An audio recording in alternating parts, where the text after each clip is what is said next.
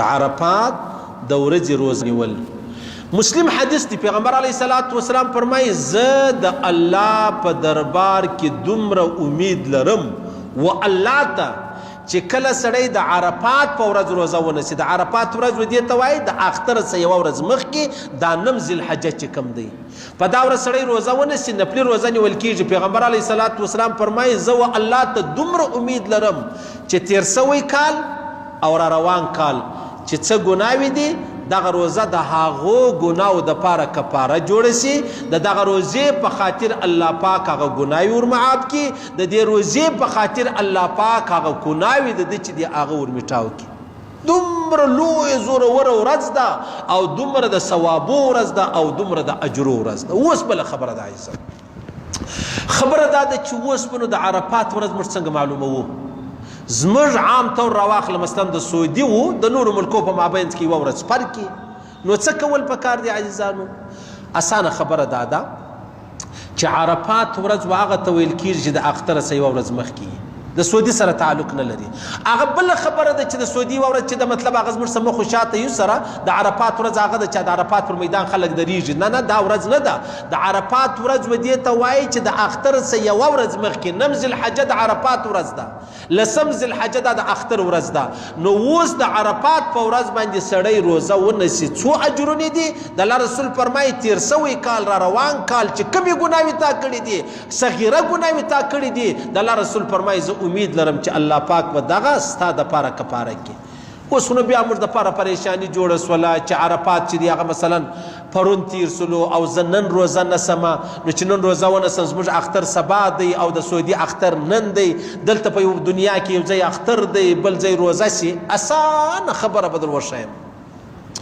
علما فرمایي دا لس د ذوالحجې دا لس ورځې د ذوالحجې نه چې دا میاشت راوخیږي دا ډېرې مقدسې او ډېرې مطلب بزرګې شپې ورځې دي. په دې کې تاسو روزه نسئ. راولاړ څه دی وکړه چې کوم د سعودي د عرفات ورځ د په هغه هم روزه ونیسه. په دا سبا خو نو د سعودي د عرفات ورځ نه دی د اختر ورځ ده و زموږ ته یې نمه ورځ جوړېږي چې اصلي زموږ د عرفات ورځ دغه ده په دا ورځ هم روزه ونیسه. د ګرومه به هم خلاصې د جنجاله به هم خلاصې. او بیا بله خبره دا ده چې که چیرې یو سړی راولاړ سي هغه وایي زه خالي هغه د عرفات چې کومه ورځ ده د سعودي په هغه ورځ روزه ونیسم. بلکل یې ونیسه، هېڅ مشکل نه دی، هېڅ پریشاني نه ده. ثوابو ورکولو والا ذات الله دی، الله ډېر مهربانه دی. ستا د نیت ته ستا د ښه اخلاص به الله پاک و تا ته دومره اجرونه درکړي چې و بل چاته به په لسو روزو کې نه ورکوي. خو ډېره ښه خبره به داسې چې د دوی د عرفات ورځ ده چې هغه زموږ اتم جوړېږي. صحیح سلو روزه ونیسه.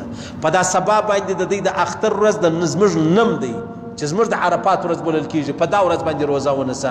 نه به پریشاني هم نه وي، تکلیف به هم نه وي. او بیا دغه روزه نیول ثواب کار دی، ضروري نه ده، لازمي نه ده. پیغمبر علیه الصلاۃ والسلام چې کله د حجة الوداع په کال باندې و نو صحابه پریشان وو چې د پیغمبر علیه السلام روزه ده که نه ده. بیا یوې زنانې پیغمبر علیه السلام ته یو ګیلاس شیدې ورکړلې چې ورکړې پیغمبر علیه الصلاۃ والسلام دا شیدې وخوړې. او صحابه فرمایي زموږ دا خیال و چې د پیغمبر علیه السلام روزه ده او روزه یې نه وله. نو نیوانګه ښه خبره د سړی ثواب ډېر دی. کې ونه نسې ګناه نه لري. څوک په څوک نه ملامتوي ولې دې روزه نه ده نیولې؟ پیغمبر علیه الصلاۃ والسلام نه و نیولې. حالانکې پیغمبر علیه السلام تر ما او تاسو دا تورې ګرځه دا بیا ادبي ده چې ما وایي. حالانکې پیغمبر علیه السلام تر ګرد کائنات د دیندارۍ و د بزرګۍ و د ثوابو و د ښو خبرو شوق پیغمبر علیه السلام درلودی، حرص یې درلودی چې دغه ښه کار زه وکړم.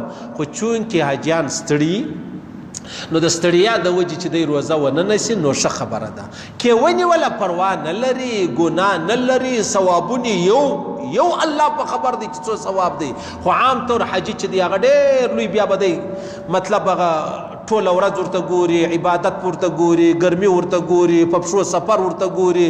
دلته د روزه ده نو چې روزه ونه نیسي پروا نه لري. کې ونیوله اجرونه پای نه لري، کې ونیوله ثوابونه چې دی هغه پای نه لري. نو لهذا خبره داسې ده چې د عرفات په ورځ باندې یعنی د اختر څخه یوه ورځ مخکې روزه نیول دا دونه لوی اجر دی چې یو کال تیر سوی یو را روان. الله پاک به د هغه ګناوي چې کومې په دې کلو کې سوي دي الله به را معاف کړي. دا خبره هم ختمه شوه. دا د مسلم حدیث